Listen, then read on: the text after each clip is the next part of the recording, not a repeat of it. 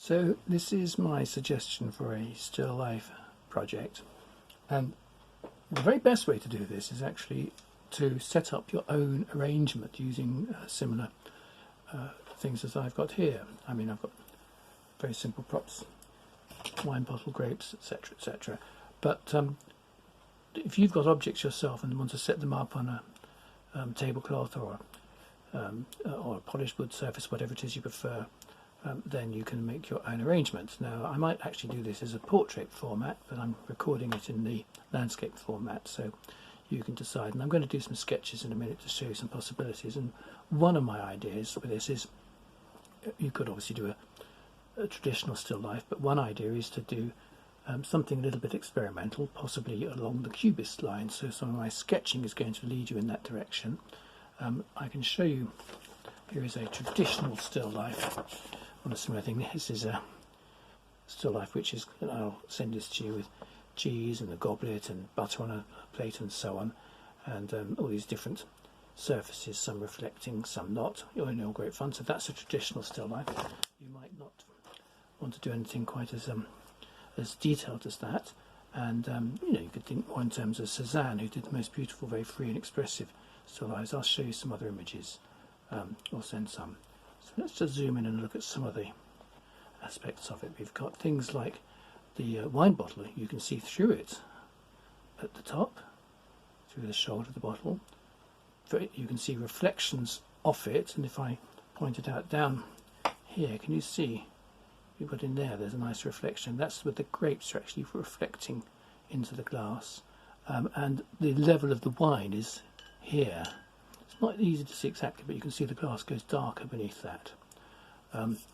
The grape colours is fantastic with this little highlights on it. We've got the wine, of course, in the glass, and we've got again things reflecting off the surface, and the stem catching the light. Very difficult to paint this sort of clear glass on a white surface, but that's a challenge I set you. Got the cheese in the foreground. Notice how I've used the red Leicester colour to echo the background colour, create a bit of warmth, and also the handle of the knife is very similar in colour to the cheddar in the other block of cheese there. So we've got those things creating variety, and a few grapes on the plate. We've also got the blade of the knife here. Do you see it's reflecting? And so it's actually reflecting the wine label in that part, and it's reflecting the dark glass there. So you get that nice contrasting reflection with the knife, which will make it easier to paint it looking like metal. So let's zoom out of that again so you can see where we're going. So that's the subject. I'm going to now move you around to look at my sketchbook, which is around here, and then we can see some ideas developing. So one very simple way to create a compositional arrangement is just to look at all the objects and draw a very simplified version of the object. So I'm just going to draw a long rectangle that represents the wine bottle. There's the shadow of the wine bottle as well coming over here. It's just simplified. I'm just playing with shapes at this point.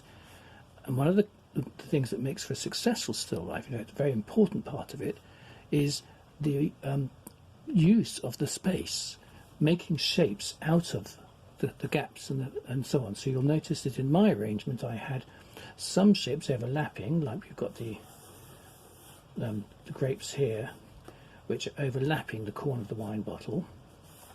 So I'm just doing a very simplified version of that, whereas the wine glass over here is not overlapping, so I've kept that separate. So again, I can just use, it's slightly like a triangle shape, so I'm just going to draw, simple shape. We won't bother about ellipses yet. We've got a base, maybe that be like that, and then we've got the cheese over here. So this is just drawing things as pretty much as they are, in terms of an arrangement. More cheese down here. Another idea, by the way, talking about negative spaces and these spaces in between, another thing that you can exploit in still life is the way that shapes not only overlap each other, but they throw shadows against each other. They show the shadows model, so you want to exploit the shadows, but also you want to play around with how you arrange the colours. So I've got the red of the wine glass over here, I've got the red. I've used this plate for the bread, which has got again a red that echoes that. So not only did I get the colour of the cheese here to echo the background, I've got the wine colour with the grapes. I've also got the red of the this dish down here. So that has a bit of a gap here, and I'm just going to draw a shape there, not have it all on, just to start with. So something you might consider, going to put a stem up here, is doing a composition where shapes actually get cropped to go off the edge. And if you're not sure about that, a way to work it out, so I'm just going to carry on drawing this. This is a bit of bread, there's the knife over here. If you're not sure about that, what you can do is, hang on, let's just do this. Draw a small version, just little A5 or even smaller than that, and then you can work out where to put the edges, where to put the borders. And I'll do that in a minute as well, just to give you an idea. And then we've got the napkin over here, which creates a softer shape. So we've got a whole set of shapes. It's just like a pattern appearing on here. Let's just hold fire on that one for a minute. I'm going to just now show you how to do a miniature one. And I think it's very important on this project to do some drawing at the beginning. So I'm just going to draw a small one here. I'm going to draw it much smaller. So I'm going to start with the wine bottle. Well, I'm going to do the base of the wine bottle like so. Then the neck, add it on like that. Just again thinking in terms of rectangles. So we've got the grapes down here. Roughly to get the size right. Okay, we can do a sort of elliptical shape here. But goblet here over here. Going down lower. Cheese down here. Don't worry too much about all these angles. Actually, the more complicated the arrangement, strangely, you might not believe this, but the more objects you have, the easier it is to work out the relationship between them. It's actually very difficult to do a very, very simple still life with just one or two things and make it work. But if you have a few objects in like this, you'll find that the shapes in between will help you get the right angles. So it's something I don't want you to get worried about too much at the beginning. Another thing that will help is roughly getting the size of everything right, and I've just been noting that the depth of this dish, maybe that wine bottle must be a bit bigger relative to that dish. And you see how simple I'm making the shapes to work with. So we've got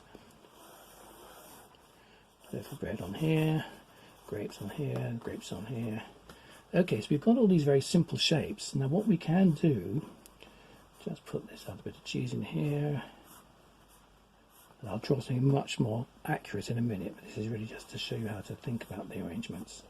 So what we now do, we can put the cheese on its cutting board down here. So what we now do is decide where to put the edges of our picture. And so one thing, let's say we're going to do a portrait format. Let's just crop the edge of the dish with the bread on it. Come over here and crop the cheese over that side. So do you see what I'm doing? So by drawing a box around what we've just drawn, I haven't even got the cloth in here. Let's put the cloth in there. That was a deliberate fold. I thought would create interest, and we got the shadow. But we created a little box, so we can actually then have a little edge to that cloth. An edge coming through here. Maybe that goes off the edge, so I don't get the corner in it. So that might be one way of going about this. Another way to go about it is just to do part of this, not to do all the things I'm showing you, just to do a bottle and a wine glass, for example. That would be perfectly simple, and well, not simple, but it would be essentially simple. I'm not saying it's easy to paint, but it would be a simple composition. So once we've got all these things around, we can think about whether we want to include everything or not. And still life is actually very time-consuming theme to paint, because it takes ages. I've actually taken much longer arranging and rearranging and so on the objects I've chosen than I have in drawing it so far. So it does take time to set things up really carefully. But again, what you can do to speed that process along is, let's just start drawing a bit when we're I'm talking, what we can do to speed that process along is lay out some objects, take a photograph, look at your camera, look at the digital camera, you can see what the composition's like, move them around a bit, see if you can, take several different photographs and see which is the best, which one has the best arrangement in it. So I'm now going to just draw the shoulders of this Chianti bottle there, so I can make a more accurate shape. Put that neck on the top, draw a little thin ellipse at the top of that. And again, just to explain, when you draw a wine bottle label, you have to follow the perspective of the bottle. So let's just pretend the bottle has a line going all the way around it. What would that line be doing?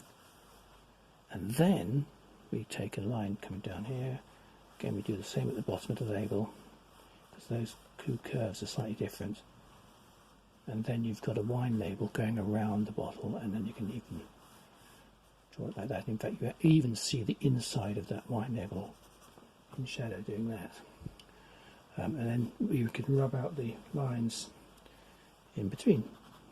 So you've got that wine label, and then we just see the edge of the wine label on the back of the bottle. But we see it also, actually it says lowered, I think it goes inside it too. So that's the very simple shape of the wine bottle. Now this it's actually a wine coaster that I've filled with grapes because it makes a nice shape. It comes down a bit lower, and it's a sort of object that could drive you nuts because it's got a little flange here, it's got a bulbous shape in here, it's got another little shape down below, and so you end up drawing about 1, 2, 3, 4, 5, 6, 7, 8 ellipses, I don't know, to get all the shape in perfectly. But at this stage I'm just working out shapes. I'm not really worried about getting everything looking perfect. When it comes to the painting side of things, then I will. Got a shadow on the background here, distorted. I'm going to just plot it roughly, and maybe just put a bit of shade across it just so you get the feel for it. And then let's move across to this wine goblet, and made it a bit skimpy there, maybe a bit wide. I'm going to move the stem over a bit.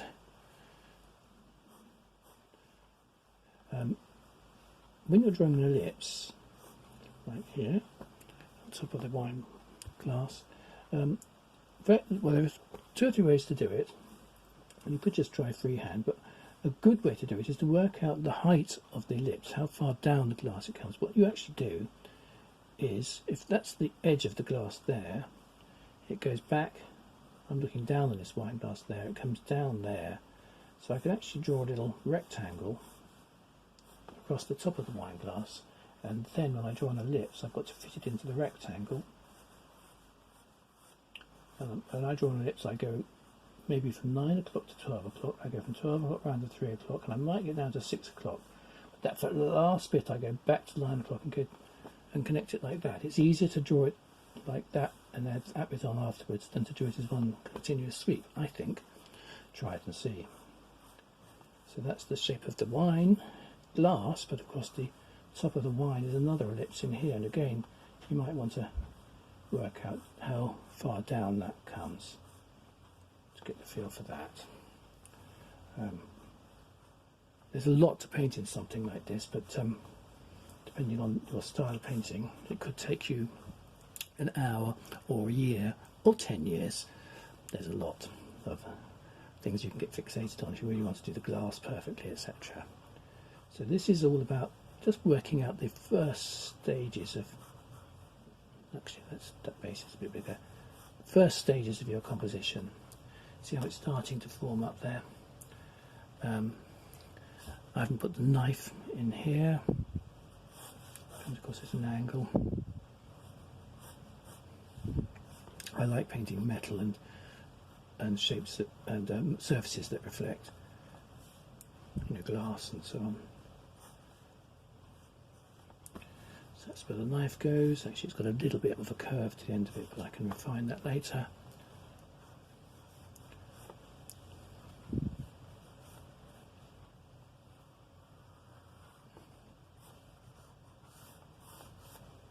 if you're trying to work out how elliptical a plate is, what you have to do is compare, the apparent height with the width.